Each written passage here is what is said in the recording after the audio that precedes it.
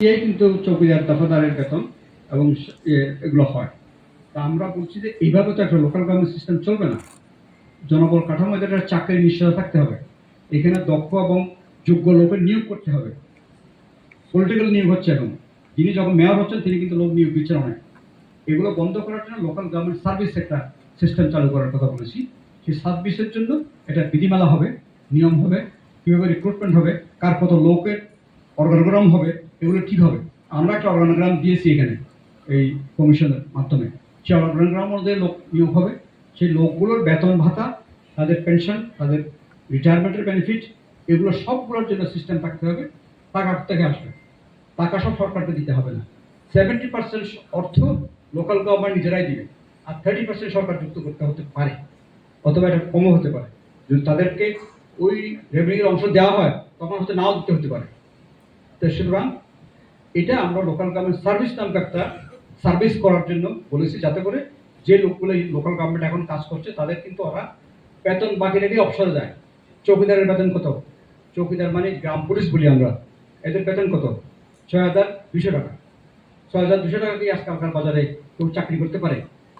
তাহলে এটা অমানবিক। রাখছি কেন? এটা যদি দরকার না আমার ওপর রাখবেন না।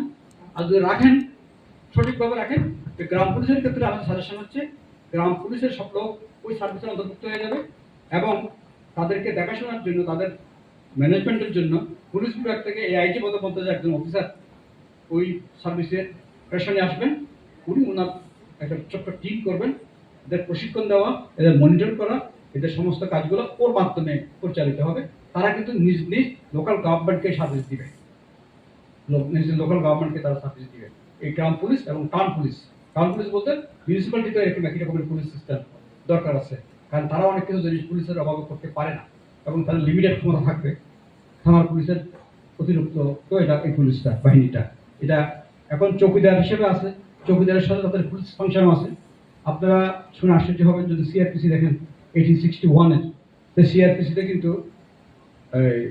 পুলিশের যে গ্রাম পুলিশ যে চৌকিদার, তার কিন্তু ফাংশন কি হবে, তার কিভাবে নিয়োগ হবে, তার কি ক্ষমতা, এগুলো কিন্তু ডিটেল করা আছে ওখানে। গ্রাম পুলিশের চৌকিদারের 28টা ক্ষমতা আছে, 28টা ক্ষমতা। 28টা ক্ষমতার মধ্যে একটা ক্ষমতা হচ্ছে, আপনি যদি সাংবাদিক হিসেবেও যান গ্রামে, যদি আপনি চিনেন না, আপনাকে কেউ ওখানে চিনে না, হি ক্যান চ্যালেঞ্জ ইউ।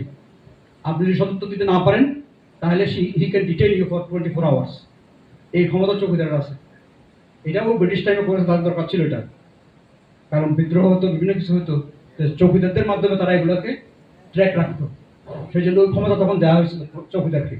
এখন ভাই ওই সময় অনেক হয়ে যাচ্ছে, তো ওরা আবার যে রিপোর্ট করবে, তো আবার অনেকের কাছ থেকে প্রশ্নও নিব। ঠিক আছে, তাহলে আমি আরো একটু সংক্ষেপ করে, এটা আপনাদেরকে তো দেওয়া যাবে, আমরা এটা ভাইকে দিয়ে দেবো, উনি হয়তো আপনাদের সাথে এটা শেয়ার করতে পারবেন। এই সংক্ষিপ্তভাবে আমাদের যে জিনিসটা আছে, এখানে 51 রিকমেন্ডেশনস গুলো আছে, আরো রিকমেন্ডেশন গুলো আমাদের রিপোর্টের মধ্যে আছে, এগুলো আমরা আজকে রাতের মধ্যে ওয়েবসাইটে দিয়ে দেবো।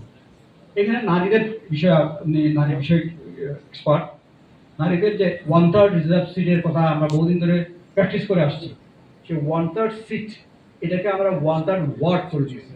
1/3 ওয়ার্ড রিজার্ভ হবে, মনে করেন 9টা ওয়ার্ডে এখন ইলেকশন হয়, 9টা ওয়ার্ড অতিরিক্ত 3টা ওয়ার্ড হয় ইউনিয়নে নারীদের। এই সিস্টেমটা এইভাবে থাকবে না, 9টা ওয়ার্ডের মধ্যে 3টা ওয়ার্ড রিজার্ভ হবে। এই 3টা ওয়ার্ড, এক বছর 3টা ওয়ার্ড হবে, এটা নাম্বার ঠিক করবে 1, 2, 3, 4, 5, 7-এর মধ্যে কোন 3টা হবে। আবার নেক্সট ইলেকশন আর 3টা, নেক্সট ইলেকশন আর 3টা, তার 3টা এরকম পুরো ইউনিয়ন কভার হয়ে গেল। 1/3 3বার হওয়ার পরে তারপর 4th ইলেকশনের আগে মূল্যায়ন করে কিভাবে থাকবে সেটা আবার সরকার সিদ্ধান্ত নেবে। এটা হচ্ছে নারী সম্পর্কে আমাদের বিধান। আরেকটা বিধান, আরেকটা রিকমেন্ডেশন আছে local government commission. Local government একটা কমিশন করার কথা, আগের সবগুলো কমিশনের রিপোর্টে ছিল। এখন এবারও যে 6টা কমিশন আমাদের আগে রিপোর্ট দিয়েছে, তাদের মধ্যে 3টা কমিশন লোকাল গভর্নমেন্ট কমিশন করতে চেয়েছে। আমরাও লোকাল গভর্নমেন্ট কমিশনটা পুনঃস্থাপন করার জন্য সরকারকে বলবো, এবং তার জন্য একটা আইনও আমরা করে রেখেছি, দিয়েছি, খসড়া আইন করে দিয়েছি। সেই আইনটা করে লোকাল গভর্নমেন্ট কমিশনটা করলে যেটা সুবিধা হবে, যে রিকমেন্ডেশনগুলো আছে সবগুলো রিকমেন্ডেশন বাস্তবায়নের ক্ষেত্রে এই কমিশন সরকারকে সাহায্য করতে পারবে। হ্যাঁ, আর পার্বত্য চট্টগ্রাম সম্পর্কে আমরা একটা বড় চ্যাপ্টার দিয়েছি। পার্বত্য চট্টগ্রামের যে অশান্তিগুলো, যে শান্তি চুক্তি করার পর যে অশান্তিগুলো যাচ্ছে না, আমরা মনে করি লোকাল গভর্নমেন্ট সিস্টেমটাকে যদি ওখানে সিস্টেম্যাটিক্যালি অর্গানাইজ করা হয়, তাহলে পার্বত্য চট্টগ্রামের শান্তির ক্ষেত্রে একটা বড় অগ্রগতি হবে। এবং আমরা বিশেষ করে হেডব্যান্ড কারবারি সিস্টেম, তার সাথে লোকাল গভর্নমেন্ট সিস্টেম সংযোগের জন্য আমাদের রেকমেন্ডেশন আছে। তারপরে হচ্ছে বাজার ফান্ড একটা বিষয় আছে। এই বাজার ফান্ডটা কিন্তু ট্রেডিশনালি এটা আসলে আত্মসাৎ হয়ে যাচ্ছে বেশিরভাগ ক্ষেত্রে। সে বাজার ফান্ডটা বিলুপ্ত করে ওই বাজারগুলো নিলামের বন্দোবস্তের কথা বলেছি। তারপরে হচ্ছে যে জেলা পরিষদে আইন আছে। জেলা পরিষদ কোনো ইলেকশন হয় নাই 89-এর পর থেকে এখন পর্যন্ত সবসময় নমিনেটেড লোক দিয়ে জেলা পরিষদ চলে।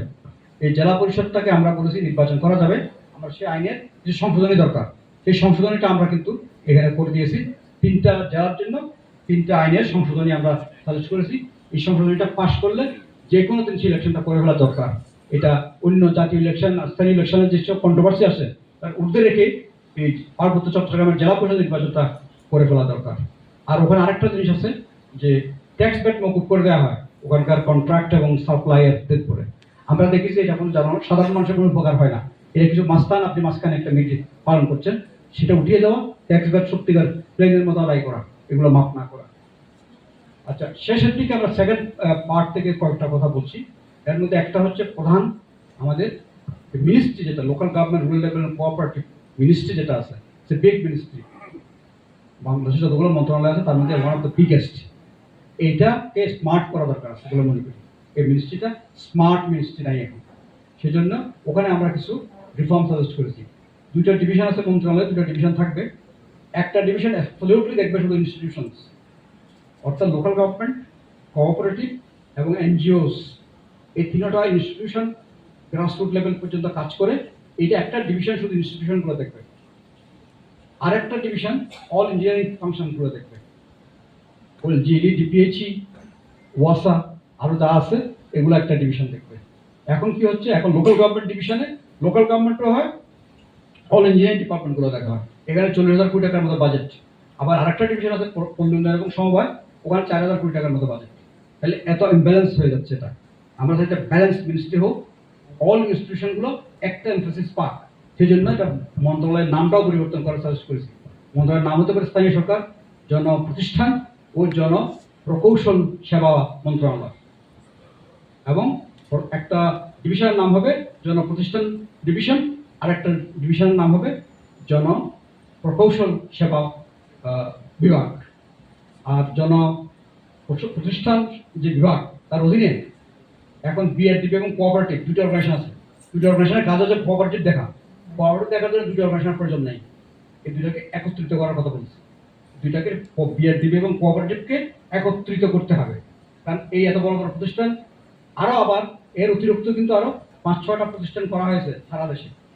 পার্ট কুমিল্লা আছে, আরডিএ বগুড়া আছে, এগুলোর অতিরিক্ত আরও 4টা প্রতিষ্ঠান করা হয়েছে, বাপার টাপার এরকম নাম দিয়ে। আমরা বলছি এগুলো প্রতিষ্ঠানের কোনো প্রয়োজন নেই। এই প্রতিষ্ঠানগুলোকে আপনারা লিজ আউট করেন, সেল করে দেন, অথবা অন্য মিনিস্ট্রি অন্য কোনো কাজে লাগান। এগুলোকে রাখার, দেখে পালন করার এমন কোনো লোক বল পাবেন না, এটা ইউটিলাইজেশনও হবে না। এটা হচ্ছে রুরাল ডেভেলপমেন্ট কোঅপারেটিভ মিনিস্ট্রি অধীনে এখন আছে। আর ইঞ্জিনিয়ারিং এর ক্ষেত্রে যদি যাই, ওই ডিভিশনে লোকাল গভর্নমেন্ট ইঞ্জিনিয়ারিং ডিপার্টমেন্ট এবং জনস্বাস্থ্য প্রকৌশল অধিদপ্তর, 2টা ইঞ্জিনিয়ারিং ডিপার্টমেন্ট একটা মিনিস্ট্রিতে থাকার দরকার নাই। এই 2টাকে একসাথ করে ফেলুন। 2টাকে একসাথ করুন, তাদের কাজের গভীরতা ব্যাপকতা আরও বাড়ান। আর খালি প্রজেক্ট করবে, 200-250 প্রজেক্ট করবে একটা অধিদপ্তর, এটাও কিন্তু গ্রহণযোগ্য না। এত প্রজেক্ট কেন লাগবে? মূল কাজটা করলেই তো হয়। মূল কাজের মধ্যে আসুন। এই এত প্রকল্প কোনো প্রয়োজন আছে বলে আমার মনে হয় না, আমরা এটা মনে করি না। সুতরাং 2টা ডিভিশনকে, 2টা ইঞ্জিনিয়ারিংকে একসাথ করে এবং টোটালটাকে ক্যাডার করুন।